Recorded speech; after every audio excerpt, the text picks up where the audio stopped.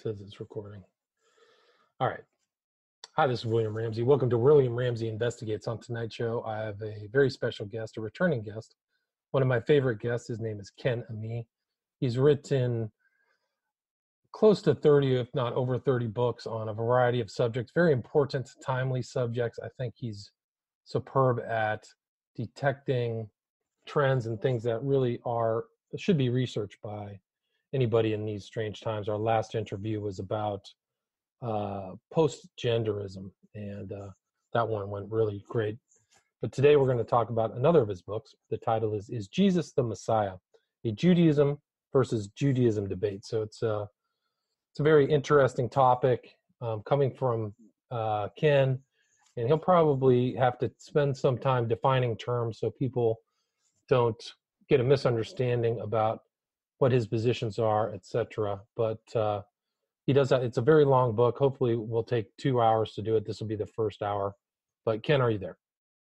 Yes, sir. And I'm very glad to be back on with you and your audience. Awesome, man. Thanks so much for agreeing to this. This is a great subject, and you've written a book that includes the Old Testament, New Testament, and also post-Christian or post-Messianic, if you will, Judaism as well. So I think that you really did some great research on this book. And maybe for people who haven't heard, there's probably not too many who haven't heard of your name. Can you talk about your background, talk about how you got interested in the subject? Also, your website is truefreethinker.com. So people can go there and look at his posts. He's posting very frequently on current issues and current topics as well. But please, if you could talk about your background. Sure. Contextually, the portion of my background that's relevant to today's topic is that I am Jewish. And ever since the age of 27, I came to accept that Jesus is the Messiah. And so this research, this book, is one that's extremely close to my heart. And it really details the research that I conducted. Really, I think some of the best books come about when an author says, hey, I want this for myself. I want to know something. And then the more we learn along the way, the more we decide we're going to write it down and share it. So that was what happened with me is, of course, it's a very long story. Like I said, it would take 27 years to get to the point. But this book, I believe I finished writing it maybe 15 years ago. Okay, so maybe I'll talk about a few things in terms of background. Okay. So let's just start with after I accepted Jesus as Messiah. Through various trials and tribulations and growing up literally thinking that Christians were my enemies. And don't ask me why I thought that, because nobody ever told me anything like that. That's just what I thought. And never knowing Christians really until the age of 20, maybe 22 or 23 is the first time I met a person that I can say, okay, I know that person is a Christian. Although many years later, I did remember that my Hebrew teacher in public high school was a Baptist minister. But I certainly had no idea what Baptist meant, and I'm sure I barely even knew what minister meant. Except I knew he was a goy. I mean, I knew he was a Gentile. And so, well, it was a very trying process going through the stages of shock, really, when it came down to it, from denial to thinking, who are these crazy Gentile Christians thinking that they can explain the Old Testament to me? You know, it was, who do they think they are? So denial and anger, and you know how it goes. Ultimately, it was acceptance. So now, after that, I ran across a book written by Chuck Smith and Mark Eastman, and it's called Search for Messiah, The Search for Messiah. And all right, so just picking up, Ken, maybe you can start with your education and how it progressed to learning about the Tanakh, as you wrote about in your book, and how that kind of came to your reading of the New Testament and accepting of Christ. Well, one important thing is that, as far as my experience, Jewish people sit around talking about whether Jesus could really be the Messiah or not, about as much as Christians sit around talking about whether Muhammad could be the final prophet or not. In other words, it doesn't really happen. And so in my time during attending private Jewish school, or even in my 2 months that I was in Israel, I mean, I remember it coming up once that one person said one thing about Jesus, and that's it. And he just said everything Jesus taught was Jewish except turn the other cheek. That everything he taught was Jewish is expected because he's the Jewish Messiah, but that the only thing that wasn't Jewish is turn the other cheek. That's not even true. So anyhow, Gotcha. Yeah, you definitely have to kind of remove yourself from your environment as a Jew to end up seriously looking into something like this. And I mean, that sounds very easy when you have the internet at your disposal. But remember, this was back in the day. Right. So pre-internet, and you said you came across a book that was very influential. Right. So I ended up considering myself, so open-minded, and I really looked into many different religions and philosophies, and eventually realized that, well, gosh, I haven't given Christians a fair hearing, which is really typical of people who call themselves open-minded. They never really come to that conclusion. But I did, so I started giving them a fair hearing, and again, I thought that they were just nuts, especially telling me what my own Jewish scriptures really meant, okay? So then to the book, it was The Search for Messiah by Chuck Smith and Mark Eastman, and it wasn't so much what they wrote in the book that got my attention, but that they quoted a tremendous amount of rabbinic literature. And I could see the quotations, but I couldn't believe it. And I could see the citations, but I couldn't believe it, because what they were demonstrating from the rabbinic literature is that we could very well, as good old-fashioned rabbinic Jews, and maybe I'll have to define the term rabbinic Jews in a minute, we could expect a Messiah that was just as Jesus is. And so that was really unbelievable to me. So that drove me to the religious materials library at my local university, where I could get my hand on all these rabbinic texts. Again, it's a lot easier to do it online these days, but not back then. Back then, it was spending hours, literally hours, in the library, plowing through these rabbinic texts, looking things up, writing notes, and that's all that I began compiling into what eventually turned into this book. So it was my own research to satisfy my own curiosities. And the reason that I subtitled the book A Judaism versus Judaism Debate is because really, before it becomes a Jewish versus Christian debate, rabbinic Jews have to grapple with these things on their own, by themselves, between themselves, because it is their own literature that is saying that we can expect a Messiah to be like Jesus is. Right. So in other words, it's an in-house thing before it becomes an issue you have to argue between Jews and Christians. Gotcha. So yes, go ahead. Sorry, no, you continue, please. Yeah, so in a way, and I know that you'll understand this from your background, okay?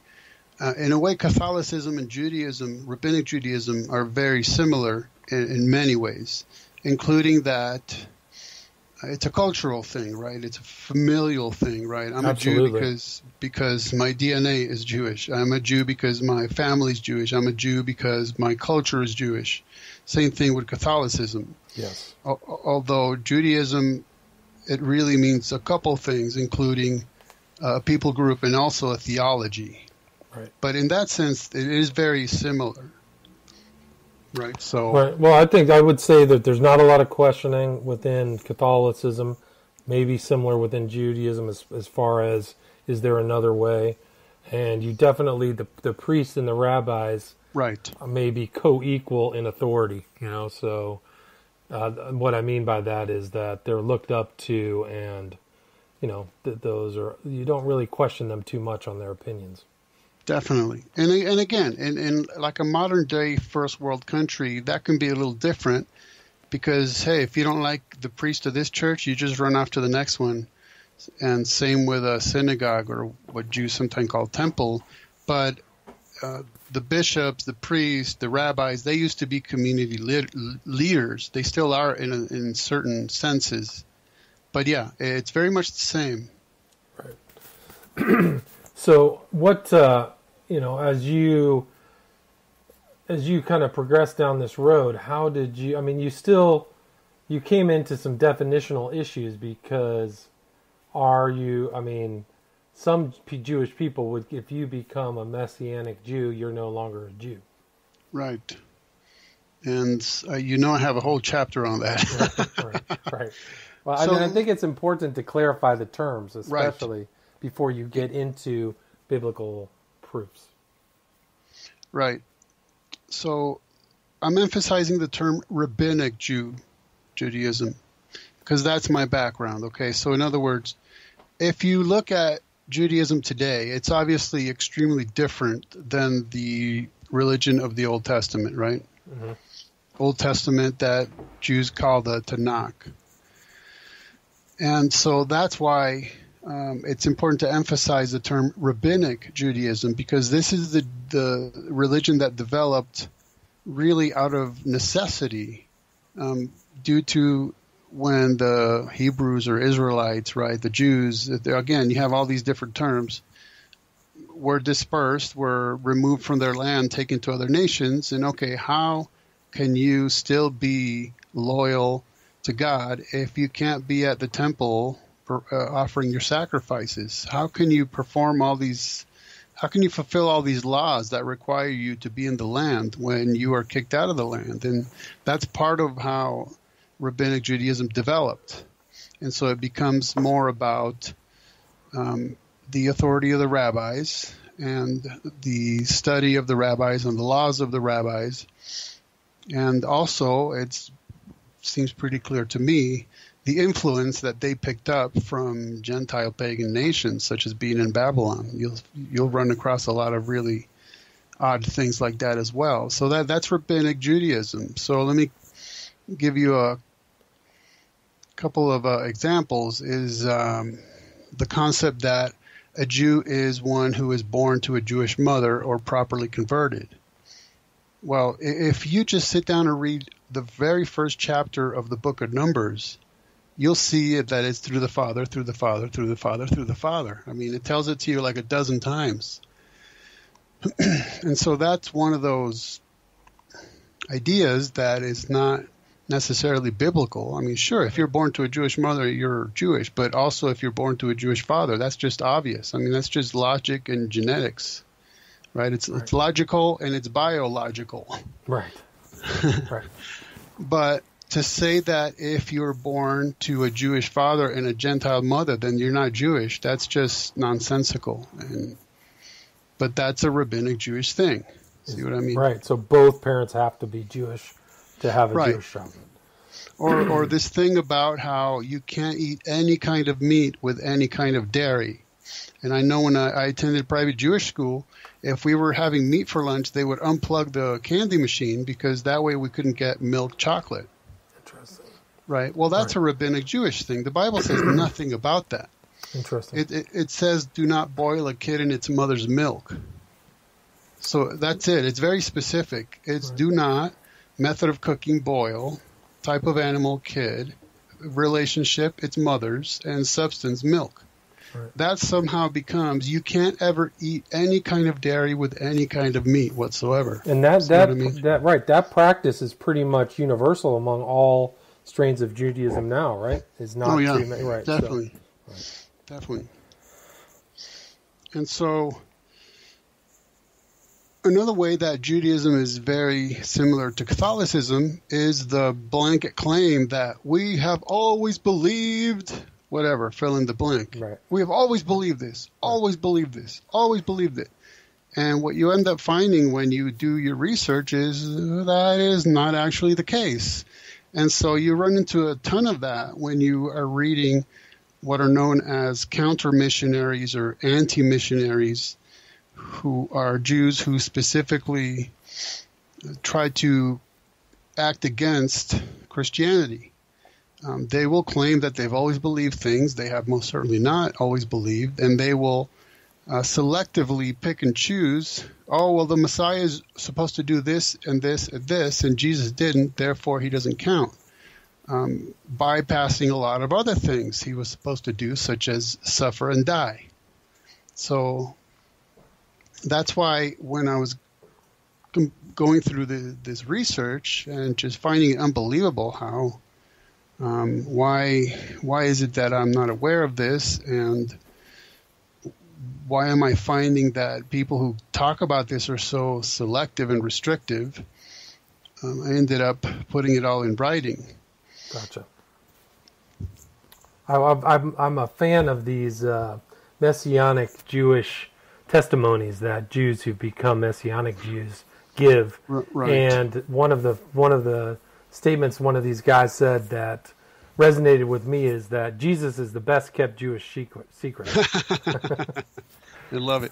Well, maybe I should define that too. Okay, so sometimes I'll call myself a Messianic Jew, and I can tell people don't really understand what that means. So then I'll say something like, well, I'm a Jewish Christian, because at least that's Right. two words that they recognize.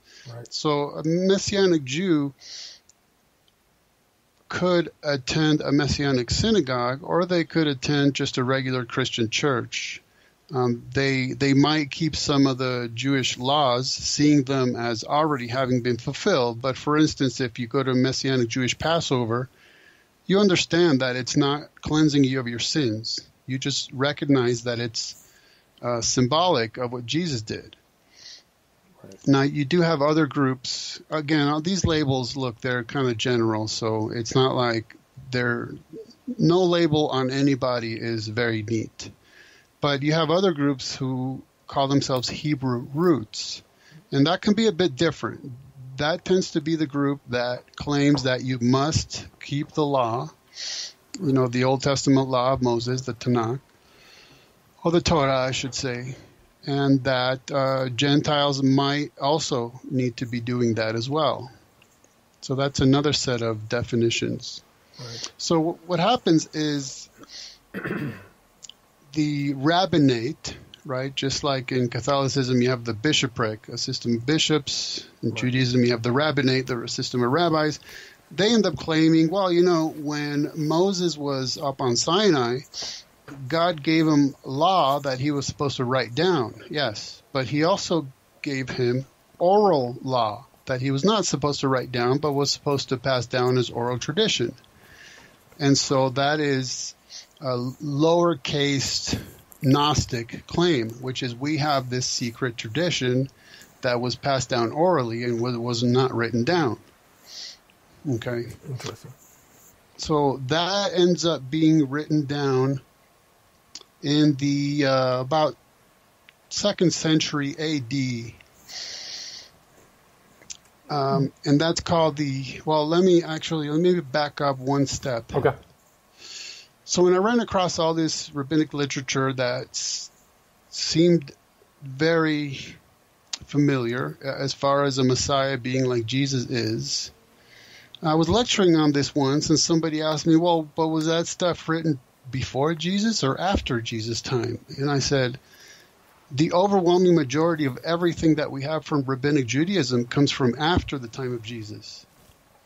So that it comes from after the time of Jesus, and it's so agreeable to a Messiah like he was, is even stronger evidence that because it's being written by people who have a dog in the fight, right? They have a God. They have a God in the fight, and so the fact that they're having to come to these conclusions and admit these things even after the time of Jesus is even stronger evidence that the scriptures are speaking of a Messiah that is like Jesus. So what we have from before the time of Jesus, and we're not just talking about translations of the Bible like the Septuagint. I mean, rabbinic literature, you could say that the Targumim are those, the Targums. These are not, the reason they're considered rabbinic literature is because they're not strict translations of the Tanakh. Mm-hmm. They're paraphrases. And I say Targumim because that's a plural and there's more than one. So some are pretty strict and some are extremely loose. So for instance, you have Targum Onkelos, but even that's from the 2nd century AD, and it's pretty strict in terms of being a paraphrasic translation, let's say, of the Hebrew into Aramaic. That's what the Targums imply, is that it's Aramaic. And then you go as late as the 600s AD for the Palestinian Targum, a.k.a. the Targum of Jonathan ben Uziel, a.k.a. the Targum Pseudo-Jonathan, which is extremely, I mean, it's saturated with rabbinic folklore. It's really just, you can barely call it a translation anymore. But now, as far as the oral law I mentioned, that ends up being called the Mishnah. Gotcha. Mishnah. And okay, so around 200 AD, the Mishnah ends up getting written down. And then rabbis start writing commentaries about the Mishnah, and that's called the Gemara. Okay, so at this point, they have the Tanakh, they have the Old Testament, and then they're writing down the Mishnah, which they claim is as authoritative as the written Tanakh is, this oral tradition. So when they write it down, it's as authoritative as the written Tanakh. So they say. Then they comment on it. Right. Yeah. Right. Then they comment on it. That's the Gemara. Well, from roughly 400 to 600 AD, those get compiled. And when those are published, that's called the Talmudim. Okay, so you can tell I'm using the plural again because there's two Talmudim. Right, because people have heard of Talmud, they usually heard that referenced, right? But not the Talmudim, right? No, and it's understandable because the Talmud Yerushalmi, or the Jerusalem Talmud, is not as extensive and it's not as authoritative. Whereas the Talmud Bavli, or the Babylonian Talmud, that's about the size of, I don't know, maybe 10 regular Bibles. It's a tremendous work, and it's a lot more authoritative. So that's why generally when you hear about the Talmud, it's almost guaranteed that it'll be a reference to the Babylonian one. Gotcha.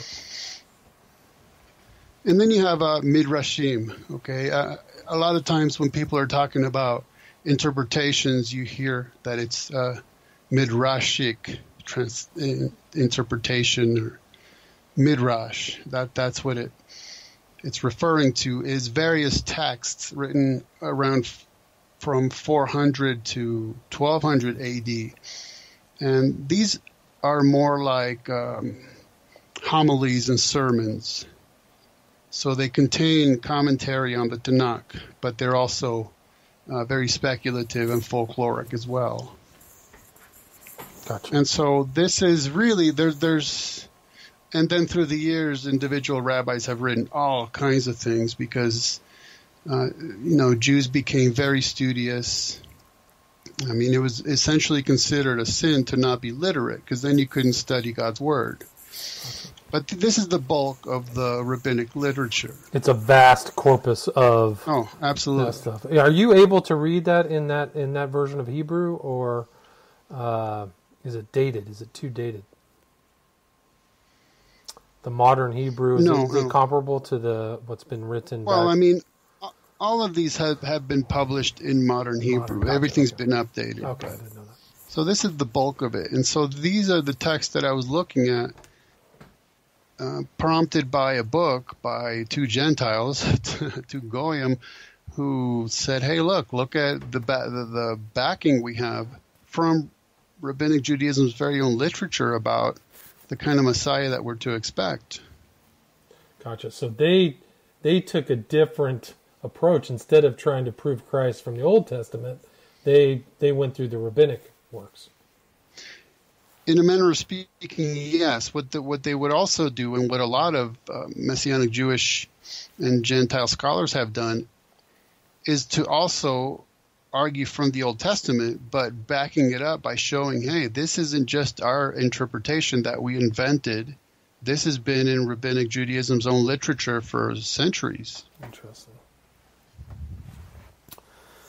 So, what was the title of that book again? The Search for Messiah. Search for Messiah, gotcha. So that was really where it started for you. In terms of the scholarship, yes. Gotcha. And what type of references within this vast corpus of Rabbinic Judaism look back to the time of Christ?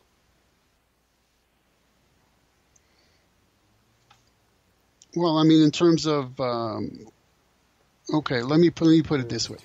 So you read through the, what's that? That's too. It requires too long a response. Well, it's too much. I mean, you have your book is 374 pages. So.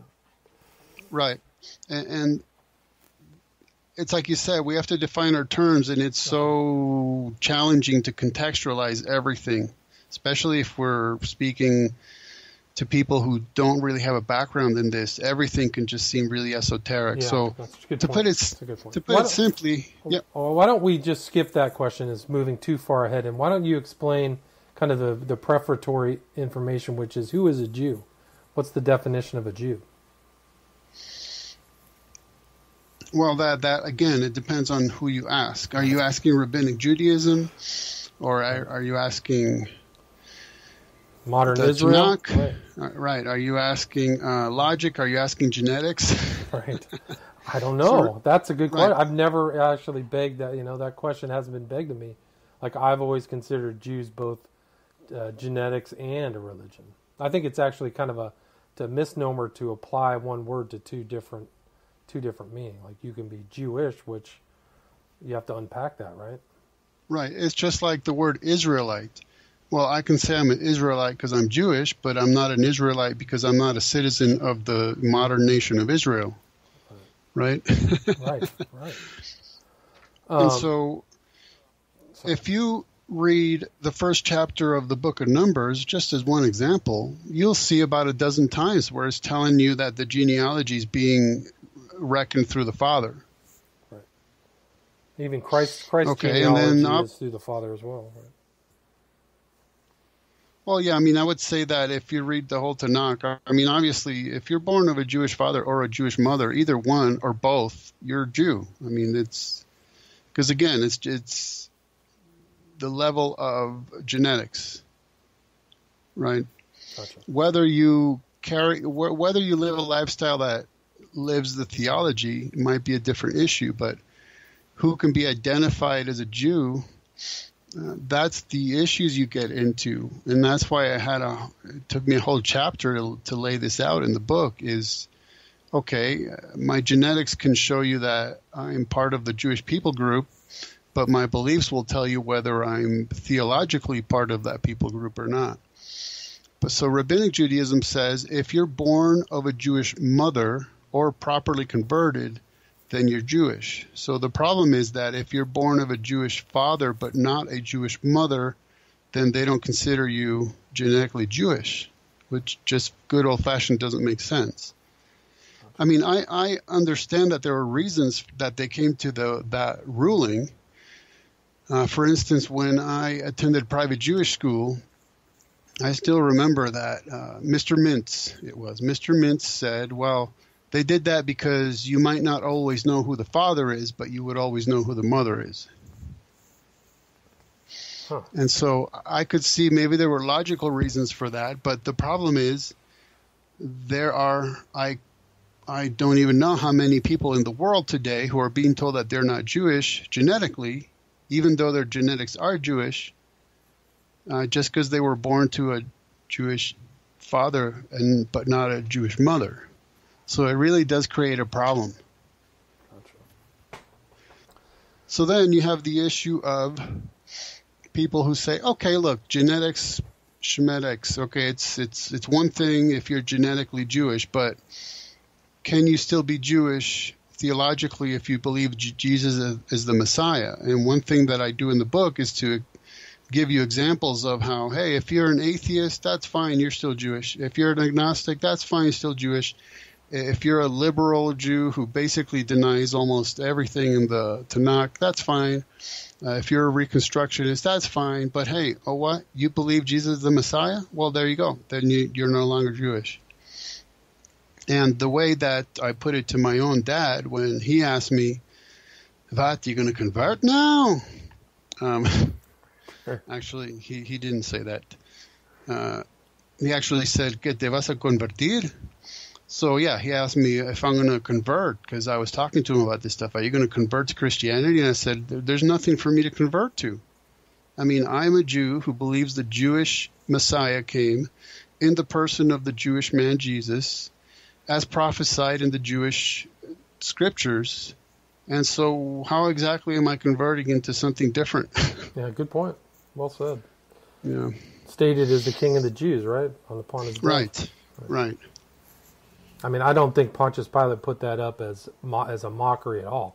I actually think that, in my opinion, he put that up with a very educated knowledge of who Christ was. That's my opinion. Interesting. Yeah. So you go through and you talk about kind of this definition of Jewish, and you talk about kind of the Jewish response to the kind of Christian view, like what this kind of, you'd say Epstein's logic fallacy, and you talk about Jews in the New Testament. Right. Because that's one of the areas in which Jews tell you that we've always believed this thing and we only believe this one thing and that's all there is to it, when it's not. So in that case, it was someone who had written a book, and part of it was about who is a Jew and who isn't, and I actually had a chance to correspond with him. And I mean, he was talking about stuff like modern day Israeli courts and what they had decided, and I was saying, look, that's a different issue. I'm talking about who is a Jew or a Hebrew, an Israelite in God's sight, not in a modern day secular national Israeli government court. You know what I mean? And so these are some of the things that I was pointing out to him, is that it's very obvious from Rabbinic Judaism's very own laws and a lot of Jewish dictionaries and encyclopedias that you can find, they're very open about the fact that, look, if you're born Jewish, you're always Jewish. Because there's that aspect of it that you can't change your genetics. But then there's the aspect of it of, well, how far does your theology need to change before they consider you no longer Jewish? Gotcha. So when you progress through the book, you kind of you describe whether a Jew had to keep the 613 commandments. Can you talk about that? Sure. It's very commonly stated to Jews, well, do you keep the 613 commandments? And the issue is no individual Jew ever had to do that, simply because some of those commandments were just for males and some just for females and some just for kings and some just for priests. And so it ends up reducing the number of commandments any one individual Jew had to keep. Gotcha. That's just a fact. And the Talmud talks about how through one prophet after another, one Jewish leader after another, what happened is what they call that the commandments were reduced, and they ended up being reduced into one single commandment, which is the just shall live by faith. And not coincidentally, that's exactly what Paul the Apostle, a.k.a. Rabbi Saul of Tarsus, ends up saying in the New Testament. Yeah, fascinating. So that brings us to the issue of, well, Jesus came and basically says, hey, I fulfilled the law, and now I'm bringing in this new covenant, and that's just goes against the entire Tanakh. That's simply unknown that was supposed to happen. But again, that's one of those things you end up finding in rabbinic literature. No, they're extremely well aware that when the Messiah comes, he'll fulfill the commandments, and he'll have a new law. He'll have a new covenant. It's just clear as day. It's very well known to those who know. So this is through all of these oral laws and through the Talmudim that's mentioned, is that there is a new covenant? Absolutely. That there's going to be a fulfillment, and that there's going to be an establishment of a new, call it what you will. Some use the term a new Torah. Some use the term new covenant. Either way, it's just like the book Hebrews explains in the New Testament. Look, with a new priesthood comes a new covenant. Just like there's a Noahide covenant that was essentially worldwide. Then there's the Aaronic priesthood, Levitical priesthood, right? Things change as they progress when the new one comes in. So the Messiah being, as the Psalms say, a priest in the order of Melchizedek, well, that's a different priesthood. So therefore it necessitates a different Torah or a different covenant. See. And what else did, in these, other than like whether the commandments are kept, like how doesn't that apply to, like you were talking about the Hebrew roots? Is that this new covenant a negation of this kind of movement towards going back to the Old Testament? Well, yes, the Hebrew roots would tell you that you have to live by the commandments. Now, let me say that anybody who claims that, Jew or Gentile, they will by necessity be extremely selective as to which of the commandments do you actually have to still keep? Because obviously there's no temple. Right. So just the fact that there's no temple means that you cannot keep many of the commandments, period. You can't do it. Just point blank. You can't do it. And so, you have to keep the commandments, but you actually can't do this one and this one and this one and this one. So, this idea of you still have to live by the commandments ends up not really living by the commandments, just for the simple fact of reality that you can't really do that. Now, when I talk about, again, let me just reiterate. Okay. When we're talking about groups that claim you have to keep the commandments, I'm talking about the ones who claim that you have to keep the commandments in order to be saved, right? Not the ones that say, hey, if you're a Messianic Jew or a Gentile and you attend the Passover service because you recognize that it's symbolic of Christ's completed atonement, that's one issue. If you're attending it because you think it's going to save you, that's a whole other story. So what's interesting too, when you kind of go through this, your kind of intro on your book, is how similar the post-Christ rabbinate states things that explain or are very similar to interpretations of Christ as Messiah. Right. I think that was a fascinating aspect of your book. Absolutely. That's why I emphasize that most of this rabbinic literature, the overwhelming majority of it is after the time of Jesus. So it's even more impactful that they're coming to such agreement with the quote-unquote Christian conclusions about these things. Right. And so one of the main things to think about is, as you read through the Tanakh, and as far as we're defining terms, I might as well define that one. Okay. So Jews love acrostics, okay? And Tanakh is an acrostic referring to the three traditional divisions of the Old Testament, right? Torah, Nevi'im, and Ketubim. And so Tanakh ends up just being pronounced as Tanakh. So that just refers to the whole Old Testament. Gotcha. So as you read through it, you'll start recognizing that there's two what are generally termed lines of messianic prophecy, because you read, oh, okay, the Messiah is going to be a conquering king who defeats Israel's enemies outright, and he's going to rule the world. But then you go, oh, wait a minute, the Messiah is going to be a suffering servant who dies. Okay, so wait a minute. What's actually going to happen? What kind of Messiah should we really expect? Right. Because there is that tension, as it were. There are those two options. And so, again, modern-day rabbinic Jews will tell you that they've always believed that the Messiah is going to come and instantly defeat Israel's enemies, and he'll establish what's known as the world to come, and there'll be peace and all of this, right? Okay. But that's not what the rabbinic literature says at all. Not even close, because they did have to grapple with those options, and those options are diametrically opposed.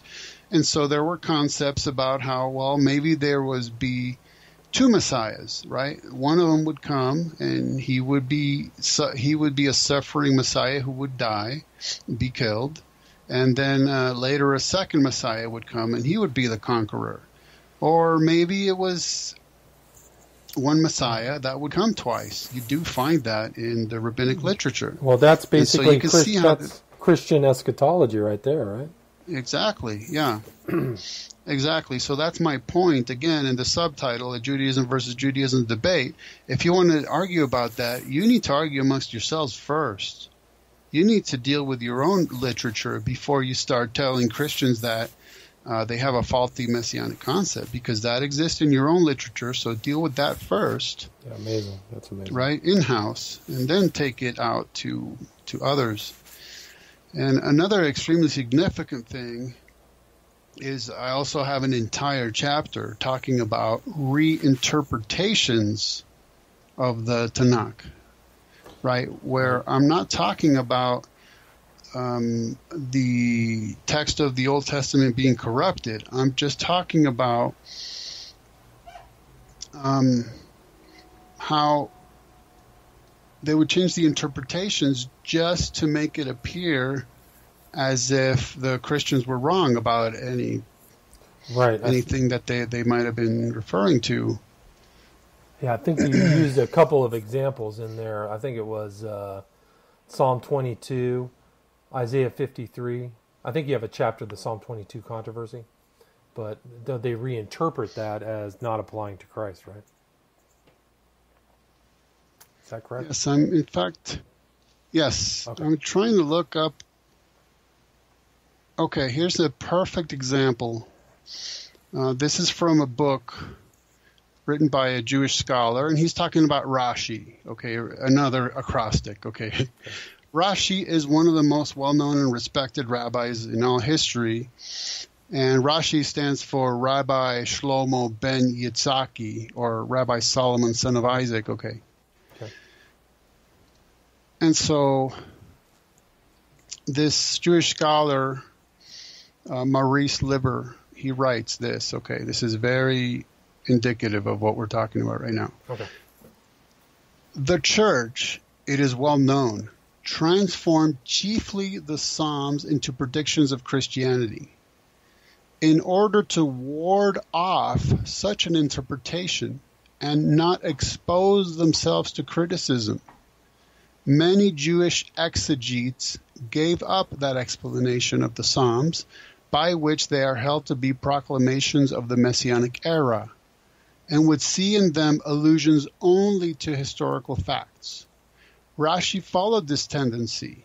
For instance, he formally states, and now quoting Rashi, "Our masters applied the passage to the Messiah, but in order to refute the minim, it is better to apply it to David."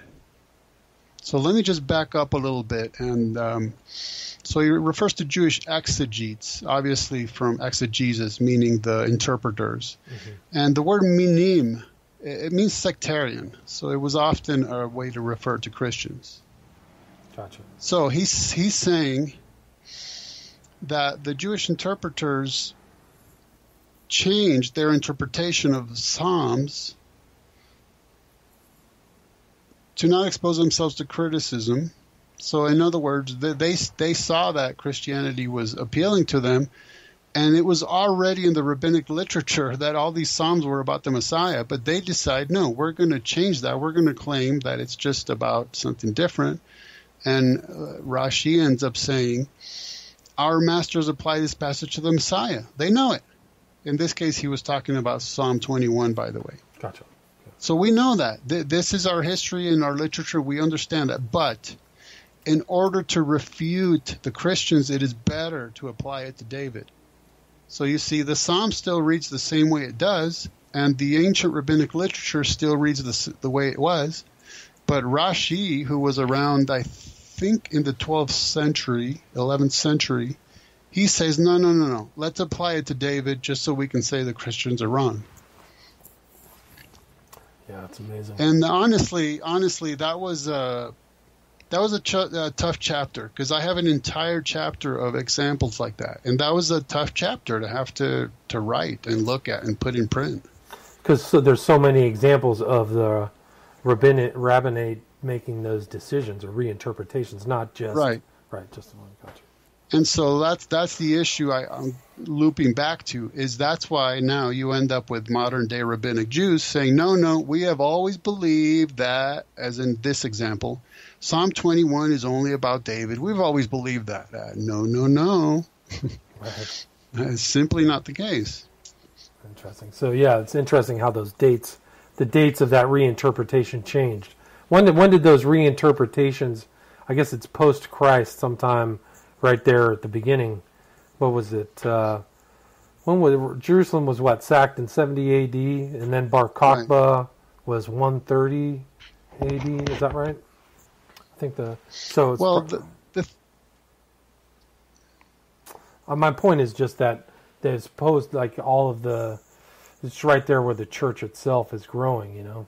That maybe these reinterpretations were very. I'm curious as to whether those reinterpretations were very close to really the advent of Christianity.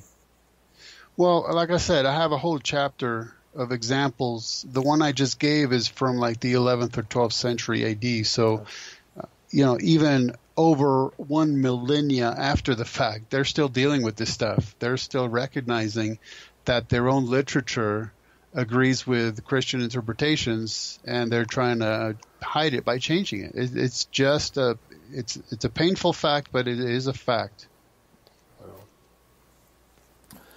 Well, we're at 42 minutes. I've got about 5 more minutes. Do you want to cover anything? I think that the audience deserves an hour too. I feel like we haven't covered even half of the book. I mean, if you want to. Oh yeah, we should definitely do a second hour. Okay. What do you want to kind of close this first episode with? Well, how about that? In rabbinic literature, it was very well known that we could expect a suffering Messiah who gets killed. That is very plain and simple. Even in the Talmud itself, it talks about the leper Messiah. And I know some of you younger kids think that was just a Metallica song, or or actually David Bowie.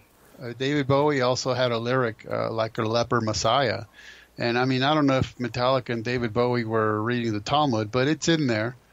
And it talks about how the Messiah is a leper, and while the other lepers unwrap all of their wrappings on their wounds all together and then replace them all, the leper Messiah changes one wrapping at a time, because he's expecting that at any moment he's going to be called by God to fulfill his role as the Messiah, right? Because so in other words, he's a suffering Messiah who's a leper, and he's just there waiting for God to say, okay, do your job, fulfill your mission.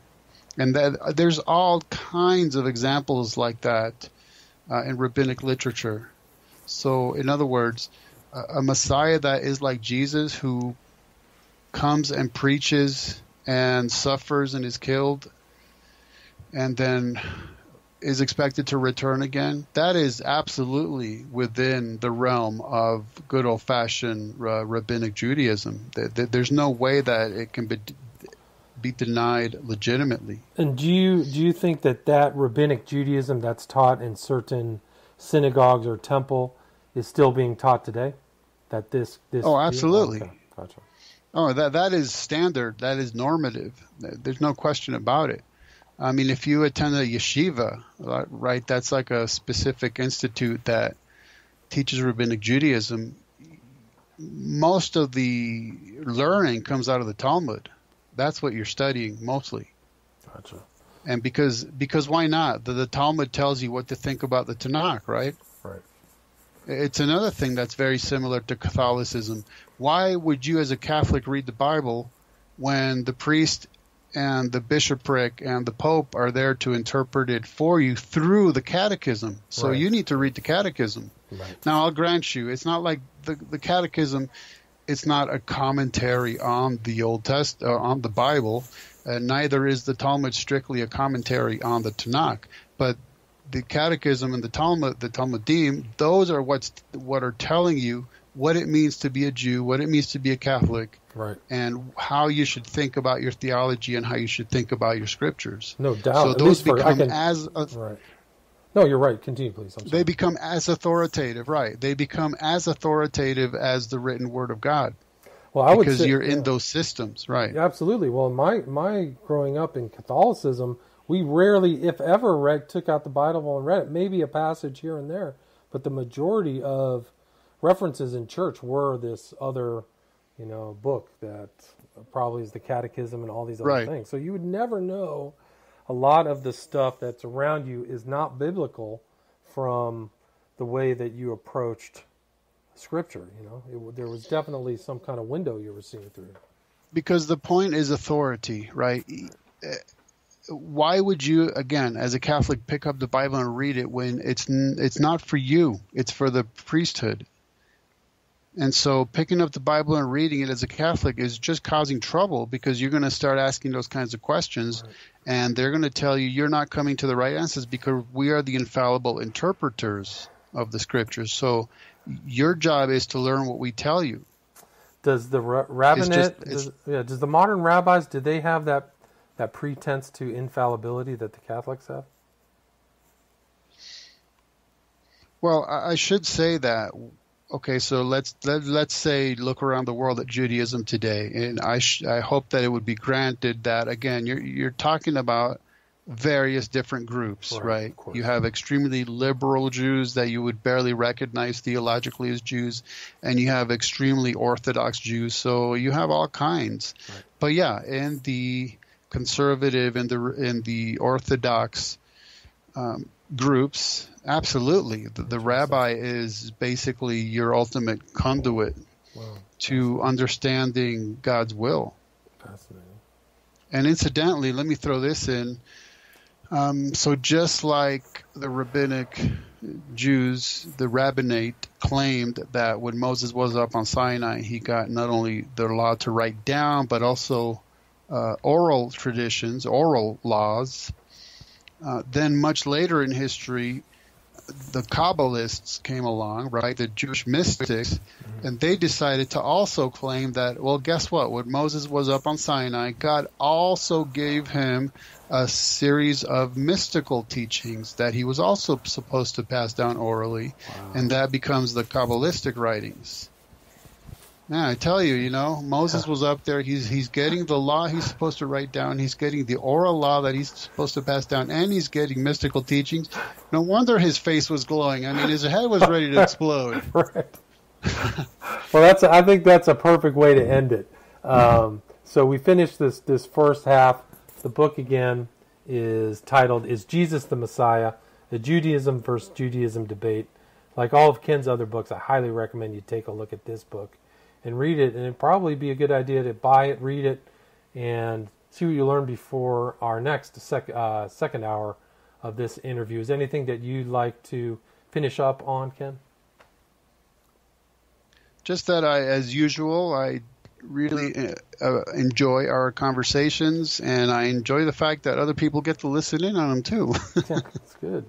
Good. So I'll put this up right now, and I look forward to talking to you again. It's Ken Ammi at truefreethinker.com. So go check out the book, Is Jesus the Messiah? A Judaism versus Judaism Debate. Thank you. All right.